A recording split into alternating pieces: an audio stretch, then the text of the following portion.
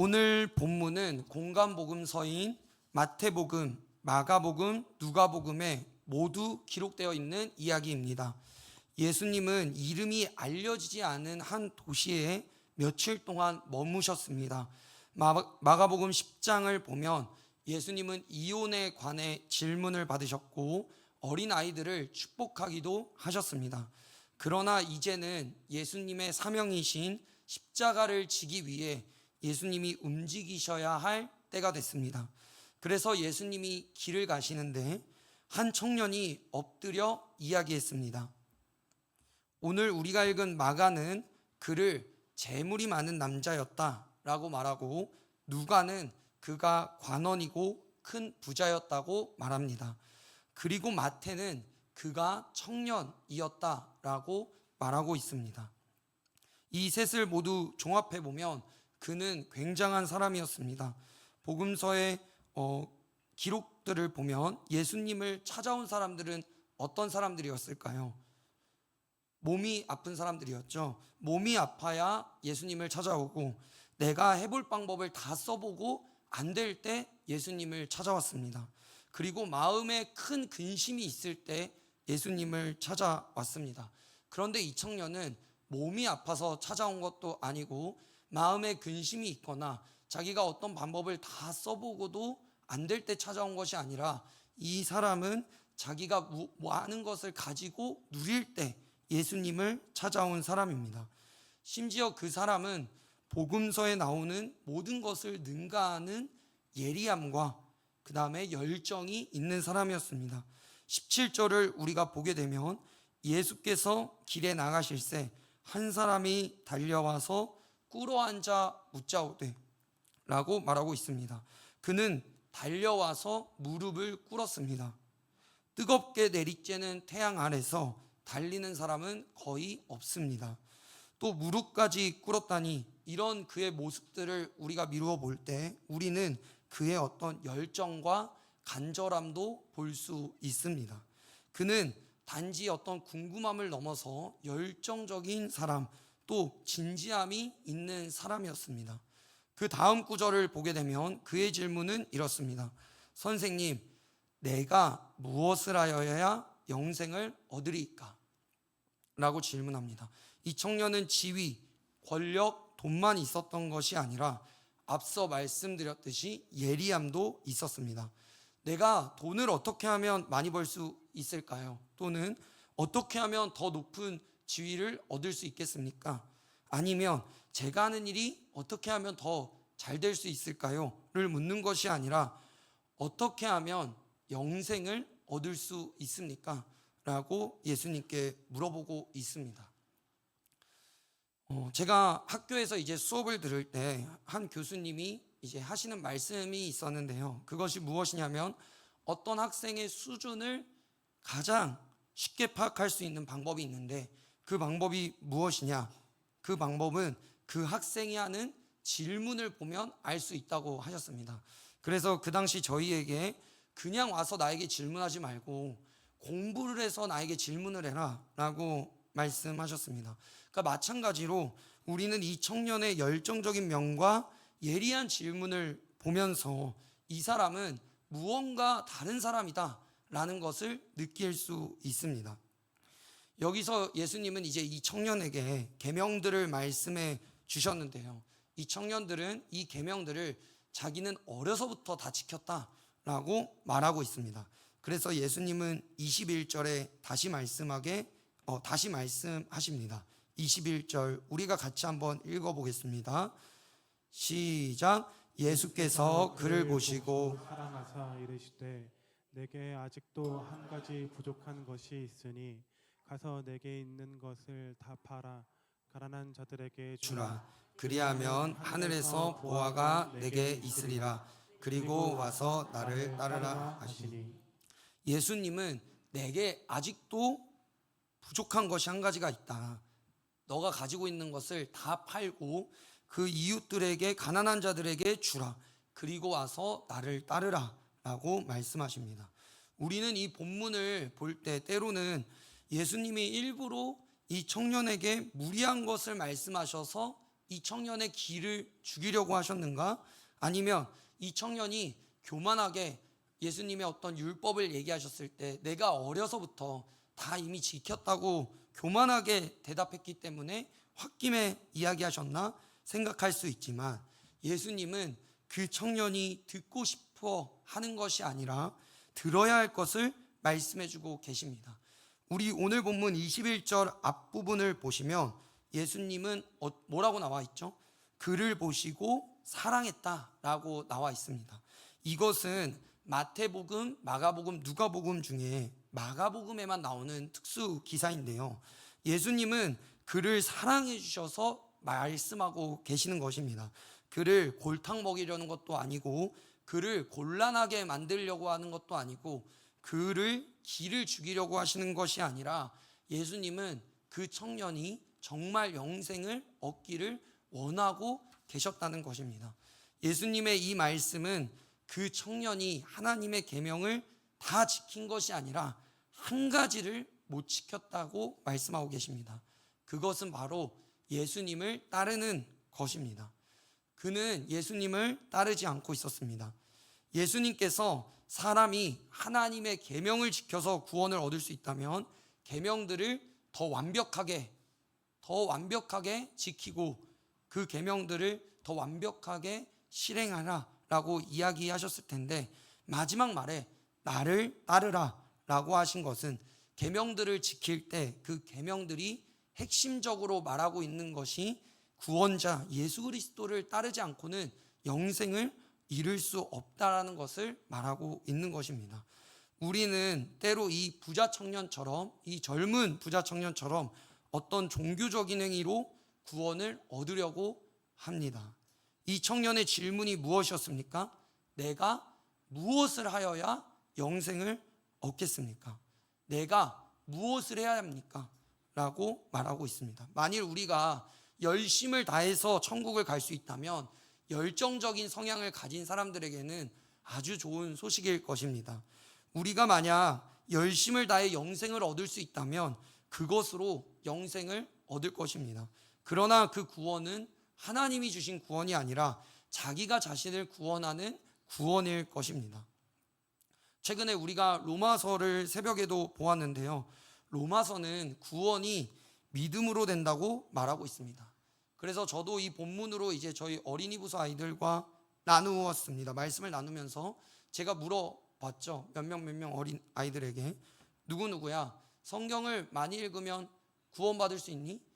그 아이는 당당하게 저에게 네. 누구야 기도 많이 하면 구원받을 수 있니? 그 아이도 저에게 네. 그 다음에 마지막으로 교회에 빠지지 않고 나온다면 구원받을 수 있니? 네 라고 했습니다. 그래서 그 시간에 이제 설교 시간이 좀 길어졌는데요, 그러니까 성경을 많이 읽고 물론 기도를 많이 하고 교회에 빠지지 않고 나온다면 그 사람이 예수님에 대한 믿음이 있는 사람일 확률이 높습니다. 그러나 그 행동과 행위가 우리의 구원의 근거가 될 수는 없다라는 것이죠. 왜냐하면 믿음이 없어도 성경을 많이 읽을 수 있고 믿음이 없어도 기도할 수 있기 때문입니다. 믿음이 없어도 교회에 빠지지 않고 나올 수 있기 때문이죠. 우리의 구원의 근거가 그런 행동이 아니라 예수님을 따르는 것에 있다라는 것을 오늘 우리는 알아야 합니다. 예수님을 따른다는 것은 그분의 말씀을 듣고 동의하는 것이 아니라 그분의 말씀을 듣고 믿고 행동하는 것이 그 예수님을 따르는 것입니다. 그래서 그 따르는 것에 구원이 있고 영생이 있다는 것을 오늘 우리는 이 말씀을 통해 깨달아야 한다는 것이죠. 다시 본문으로 들어와서 그러면 우리는 여기서 한 가지 의문이 들 수 있는데요, 그것이 무엇이냐면, 그렇다면 예수님이 그냥 나를 따르라고 하시지 왜 재물을 다 팔아서 가난한 자들에게 나눠주고 나를 따르라고 하셨는가? 또 예수님은 그런 모든 이 세상에 존재하는 부자들에게 이런 말씀을 하시고 이런 요구를 하시는 분인가? 라는 것이죠. 그런데 그럴 때는 그렇지 않다라는 것입니다. 예수님께서 그 당시에 만난 부자 청년 관원에게는 다 팔아 나를 따르라고 하신 것은 그의 경우에는 예수님을 따르는데 재물이 결정적인 방해가 됐기 때문이었습니다. 우리가 이 사실을 알 수 있는 것은 그 다음 절 오늘 본문 22절에 나와 있습니다. 제가 읽겠습니다. 그 사람은 재물이 많은 고로 이 말씀으로 인하여 슬픈 기색을 띠고 근심하며 가니라. 그는 슬픈 기색을 띠고 근심하며 갔습니다. 저는 이 말씀을 볼 때마다 아쉬움이 있습니다. 가지 말지. 그때 근심하면서 예수님을 떠나가지 말지 하는 아쉬움입니다. 이것은 제가 말씀드렸듯이 모든 재산을 팔아서 가난한 자들에게 나눠준다고 영생을 얻는 것이 아니었습니다. 이 부자 청년에게는 그렇게 행동하는 것이 예수님을 따르는 행동이었기 때문입니다. 사랑하는 여러분, 오늘 우리가 이 말씀을 보면서 나는 하나님 앞에 내려놓지 못하는 것이 무엇인가 우리는 돌아봐야 합니다. 왜냐하면 그것이 있다면 그것이 무엇이든 그것을 가지고는 예수님을 직접 만나고도 그것 때문에 예수님을 따라갈 수 없기 때문입니다. 하나님은 그것을 오늘 우리에게 내려놓고 주님을 따르라고 말씀하고 계십니다. 그것이 믿음입니다. 마태복음 6장 33절은 우리에게 이렇게 말하는데요. 그런즉 너희는 먼저 그의 나라와 그의 일을 구하라. 그리하면 이 모든 것을 너희에게 더하시리라. 이 세상에서 내려놓는 것이 바보 같은 일입니다. 이 세상에서 주는 것은 아까운 것입니다. 손해입니다. 나에게 돌아오는 것이 없습니다. 그리고 어떤 것을 내려놓는 것은 죽을 것 같고 화가 나는 일입니다. 하지만 하나님의 말씀을 따라서 그것을 내려놓는 것은 믿음이고, 그것을 내려놓는 것이 신앙이고, 그것을 내려놓는 것은 신뢰입니다. 부자 청년은 많은 것을 갖고 있었습니다. 부도 있었고 권력, 지위, 그리고 인기도 있었을 수도 있습니다. 그리고 그 청년은 영생도 자기가 가지고 있는 많은 체크리스트 중에 하나 더 추가하는 것으로 생각했습니다. 하지만 그렇지 않았습니다. 이 모든 것을 내려놓고 얻을 수 있는 것이 영생이었습니다. 영생은 무엇을 한다고 얻어지는 것이 아니라 예수님을 따라야 얻을 수 있는 것이기 때문입니다. 예수님이 그물을 던지고 있는 베드로에게 그물을 내려놓고 나를 따르라 하셨을 때 베드로와 그 형제 안드레가 따라갔던 것처럼 우리도 그 예수님 앞에 순종하길 바랍니다. 히브리서를 우리가 보게 되면 초대 그리스도인들이 숨어서 예배드리고 핍박당하면서 신앙생활을 하게 되니까 이제 다시 유대교로 돌아가고 싶어 합니다. 왜냐하면 그곳에는 큰 성전이 있고 멋진 조형물과 경건한 것 같은 예배의 형식, 또 이제는 핍박당하지 않고 편안하게 쉽게 좋은 곳에서 예배드리고 싶기 때문에 흔들립니다. 그런데 그런 초대 그리스도인들에게 히브리서 11장은 말합니다. 형제들이여, 더 나은 본향을 사모하십시오. 아브라함은 믿음으로 이삭을 드리고 야곱은 믿음으로 요셉의 각 아들에게 축복하고 모세는 믿음으로 그 부모가 그 아이를 3달 동안 왕의 명령을 무서워하지 않고 숨겼습니다. 또 모세는 믿음으로 하나님의 백성과 함께 고난받기를 잠시 죄악의 낙을 누리는 것보다 좋아했고 이스라엘 백성은 믿음으로 여리고성을 무너뜨렸습니다. 기생 라합은 믿음으로 정탐꾼을 평안히 영접했습니다. 제가 무슨 말을 더하겠습니까? 기드온, 바락, 삼손, 입다, 다윗 등등 이를 더 말하려면 시간이 부족합니다. 라고 그 초대 그리스도인들, 흔들리는 그리스도인들에게 말하고 있습니다. 사랑하는 여러분, 이런 성경의 간증과 기사가 여러분과 저에게 위로와 도전이 되기를 바랍니다. 믿음을 가지고 하나님 앞에 나아가는 사람은 절대 망하지 않습니다. 망할 것 같지만 그렇지 않습니다. 죽을 것 같지만 죽지 않습니다. 믿음을 가지고 본인의 것을 내려놓는 사람은 하나님께서 더욱 크나큰 은혜와 복을 주실 것입니다. 여러분, 하나님에게 나아가려고 할 때, 하나님을 따르려고 할 때 방해되는 것을 과감히 내려놓으시길 바랍니다. 두려워하지 마시길 바랍니다. 하나님은 우리의 것을 빼앗으려는 분이 아닙니다. 우리를 힘들게 하시려는 분이 아닙니다. 그분은 우리가 이 땅의 삶을 살아갈 때 진정으로 기쁘게 살길 바라시는 분입니다. 슬퍼하지 않고 바른 길로 살아가기를 바라시는 분입니다. 우리가 그 하나님의 마음을 알기 바랍니다. 우리가 오늘 이 말씀을 또 보면서 하나님 앞에 나는 이제 모든 것을 내려놓았다고 생각하지 않기를 바랍니다. 우리는 하나님 앞에 서는 그날까지 우리 자신을 돌보는 작업을 해야 합니다. 나의 부족함, 나의 연약함을 돌아보면서 주님 앞에 기도해야 합니다. 그 작업이 때로는 힘들고 지치지만 하나님 앞에 서는 그날까지 우리는 그 작업을 멈추어서는 안 됩니다.